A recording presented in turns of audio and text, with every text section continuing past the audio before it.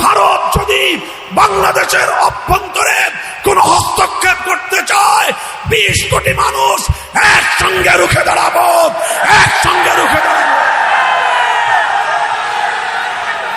আমরা আলেমরা এতদিন ধরে চিৎকার করে আসতেছি যে এই ধর্মনিরপেক্ষ মতবাদের মাধ্যমে ভারত বাংলাদেশের উপর আগ্রাসন চালায়, আর আজ এখন দিবালোকের ন্যায় স্পষ্ট হয়ে গিয়েছে এই ধর্মনিরপেক্ষ নামক কুফরি মতবাদের মাধ্যমে ভারতীয় আদর্শই বাংলাদেশে 50 বছর পর্যন্ত চলেছে। 75 সালের পর বাংলাদেশের একজন রাষ্ট্রনায়ক তিনি এই ধর্মনিরপেক্ষতাকে উৎখাত করে তার পরিবর্তে আল্লাহর উপর অবিচল আস্থা এবং বিশ্বাস তিনি সংযুক্ত করেছিলেন। কিন্তু 8 সালে আবার এই ফ্যাসিবাদী সরকার ক্ষমতায় এসে আল্লাহর উপর অবিচল আস্থা এবং বিশ্বাস, কোথা থেকে কোন ভিন্নে শকুন আমার দেশে এসে সেবার নামে বসলো জুড়ে মীর জাফরের বেশে।